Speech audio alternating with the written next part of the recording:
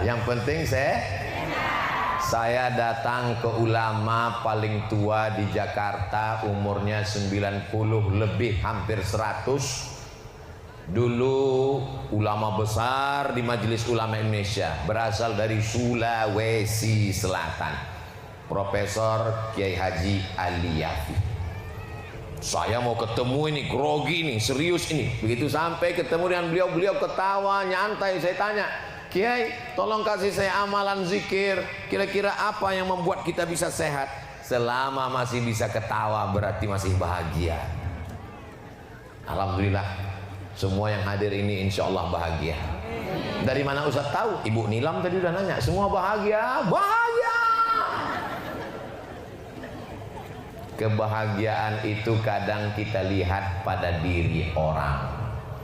Orang yang sedang menanam padi di tengah sawah, sawahnya di pinggir jalan tol, dia lihat ada pejabat orang kaya naik mobil. Apa kata petani yang sedang menanam padi? Oh, enaknya jadi pejabat dan orang kaya, mereka bahagia.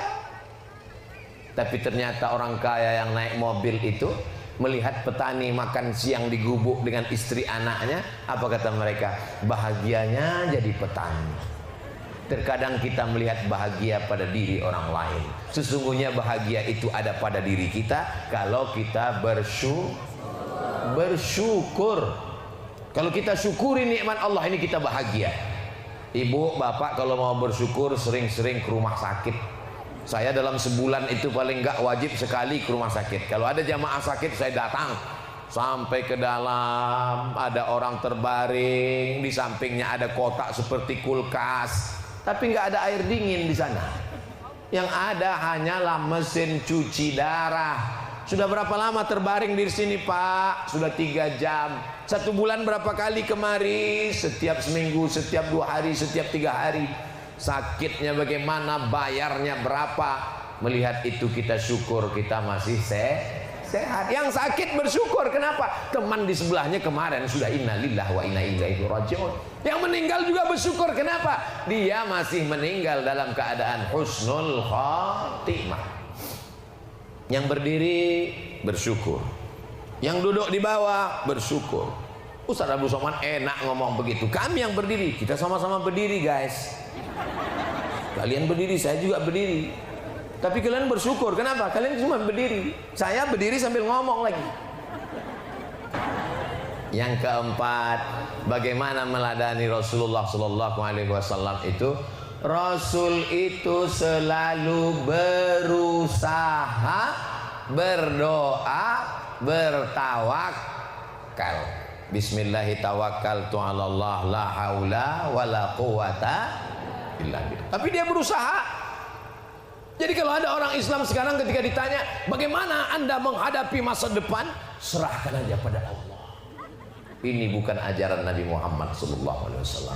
Nabi itu berusaha. Lihatlah bagaimana beliau hijrah.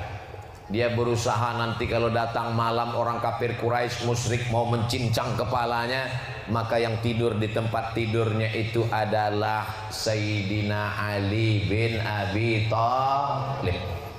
Lalu dia pun pergi hijrah, tapi tidak langsung berangkat, karena kalau berangkat nanti dikejar musuh. Dia transit dulu.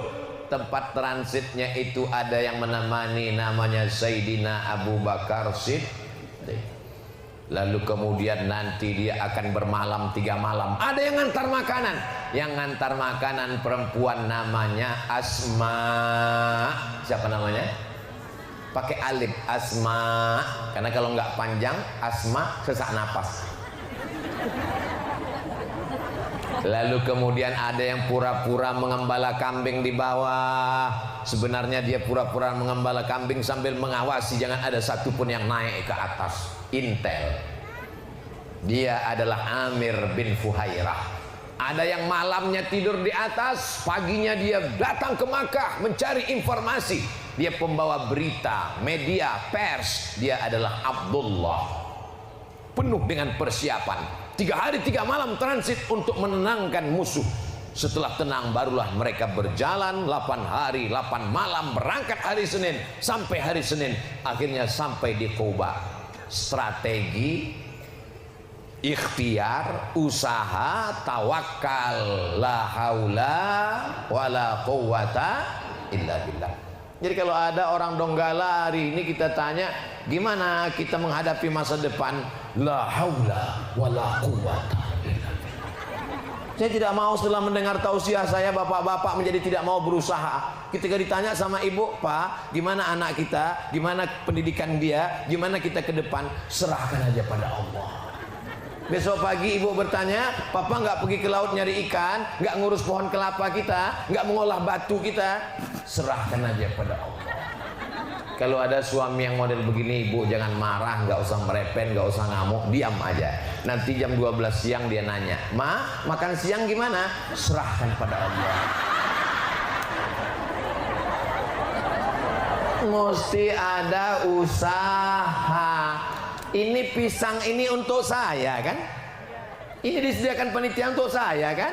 Diletakkan di depan, tapi mesti ada usaha untuk mengambilnya. Datang Ustadz Munib mengambilnya, mengupasnya, mengasih ke saya. Andai sudah diberikan, sudah dikupas, saya cuma menganga aja, nggak mungkin bisa masuk ke lambung. Mesti ada usaha menggerakkan mulutnya. Allah Ta'ala kasih kita telinga, Allah Ta'ala kasih kita mata, Dia kasih kita tenaga, Dia kasih kemampuan, Dia kasih kudrat, Dia kasih iradat. Maka kita manfaatkan untuk yang baik. Kaki melangkah ke tempat dosa, atau ke tempat taat, atau ke tempat maksiat. Mudah-mudahan kita senantiasa dapat bimbingan Allah Subhanahu wa Ta'ala.